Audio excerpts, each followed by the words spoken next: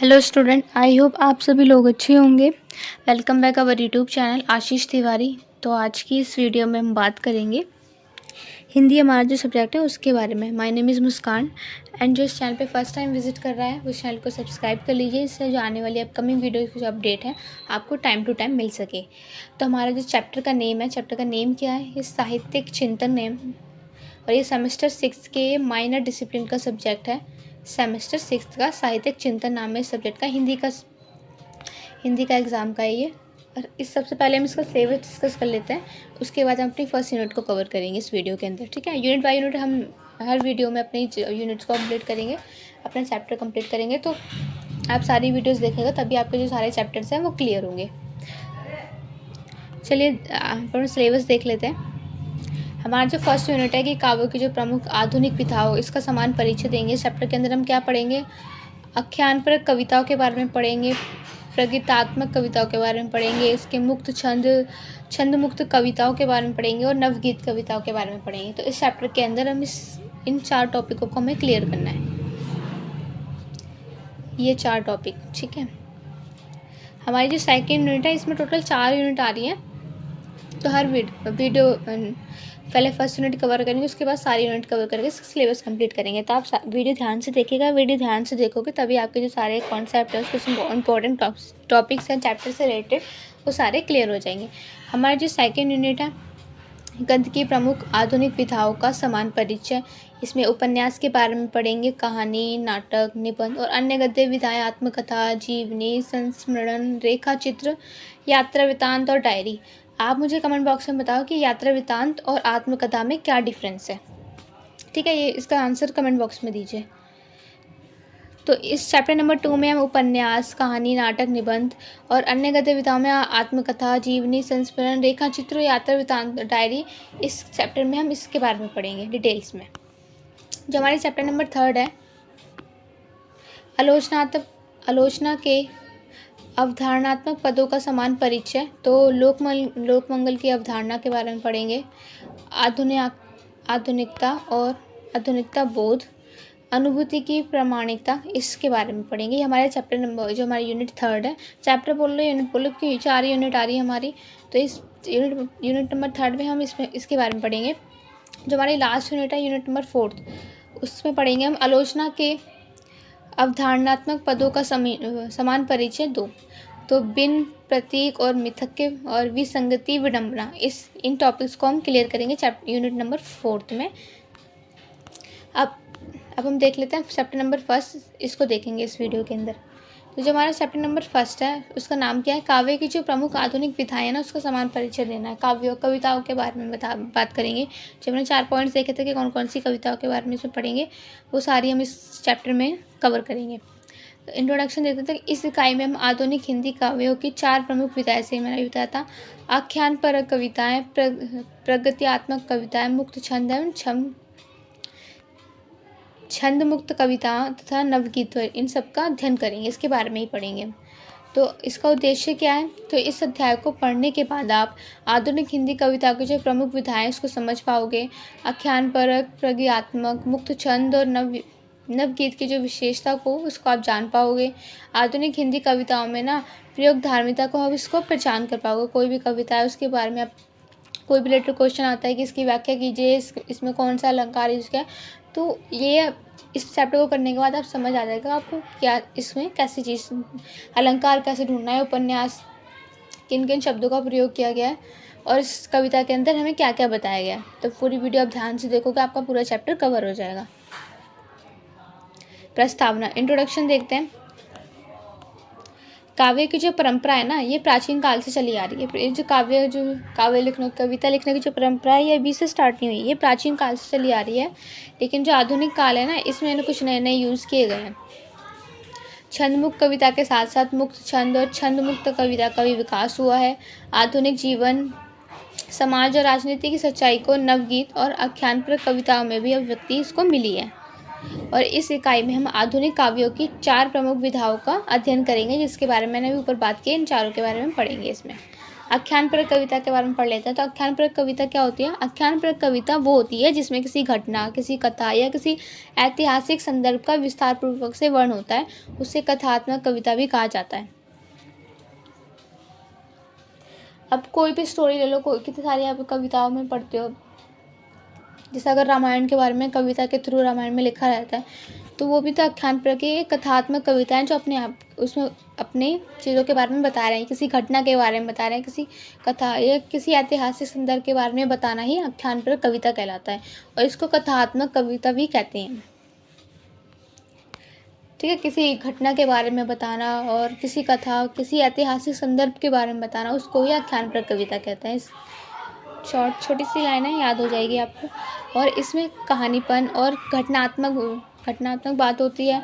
इसमें पात्र, संवाद और घटनाओं का उल्लेख भी हो सकता है। जब घटनाओं के बारे में बात हो रही है तो ये सारी चीज़ें भी इसके अंदर आती हैं। समाज, इतिहास और संस्कृति का भी चित्रण इसके अंदर होता है, और भाषा सरल और वर्णनात्मक भी होती है। उदाहरण क्या है इसके? कामयानी, ये जयशंकर प्रसाद ने लिखी है। मनु और श्रद्धा की कथा है ये। ठीक है। पृथ्वीराज रासो चौहान की वीर कथा है। और ऋषमरथी, ये रामधारी सिंह दिनकर ने लिखी है। ये कर्ण के जीवन पर आधारित है कविता। आप ये सारी बुक्स देखिएगा, आपको समझ आ जाएगा कि आख्यान परक कविता का मतलब क्या होता है। नवगीत, तो नवगीत में क्या है? नवगीत पारंपरिक गीतों से अलग एक नई विधा है जिसमें आधुनिक जीवन की सच्चाइयों को बताया जाता है। इसमें वर्तमान समाज, जीवन की जटिलताएं एवं नए भाव बिंदुओं का भी इसमें प्रयोग किया जाता है। इसमें लोकगीतों की तरह प्रभाव व सरलता होती है। इसमें वर्तमान सामाजिक समस्याओं का भी चित्रण किया जाता है। इसमें प्रतीक बिंदुओं का नवीन प्रयोग किया जाता है। ये गीतों की जो परंपरा है इसको आधुनिक संदर्भों में इसको जोड़ती है। तो इस कविता के अंदर क्या बताया गया है? इसके अंदर वर्तमान समाज के बारे में, जीवन की जटिलताएं हैं, क्या क्या प्रॉब्लम्स होती हैं, उसके बारे में नए भाव बिंबों का इसमें इसके अंदर प्रयोग किया जाता है। तो ये जो आधुनिक जीवन की जो सच्चाई है ना, उसके बारे में बताता है ये नवगीत।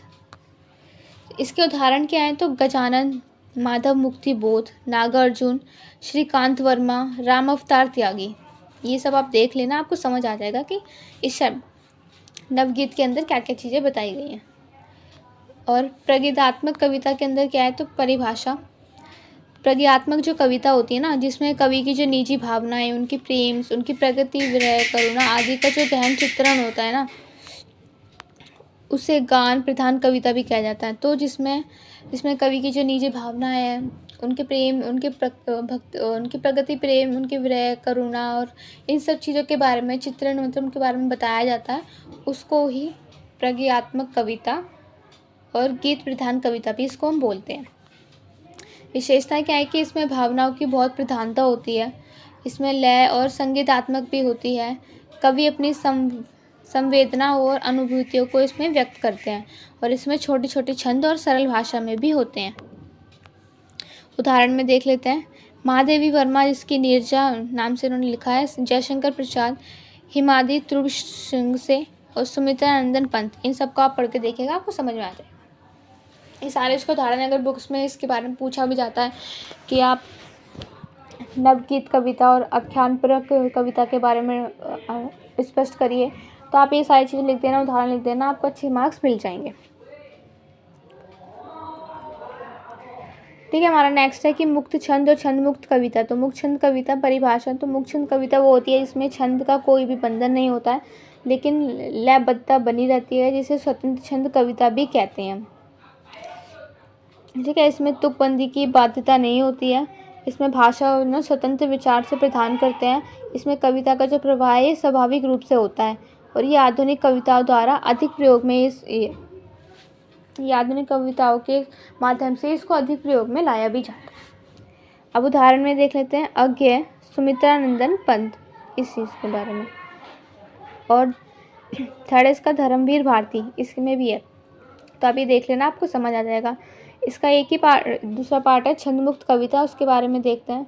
परिभाषा क्या है कि छंद मुक्त कविता वो कविता होती है जिसमें ना तो छंद होता है और ना ही कोई निश्चित लय होता है, इसे गद्य कविता भी कहते हैं। कोई एक चीज़ निश्चित ही नहीं है उसमें निश्चित तो थी, लेकिन इसमें कुछ निश्चित ही नहीं है, ना उसमें छंद होता है, ना कोई एक निश्चित लय होता है, इसे गद्य कविता भी हम कहते हैं। विशेषता क्या है इसकी?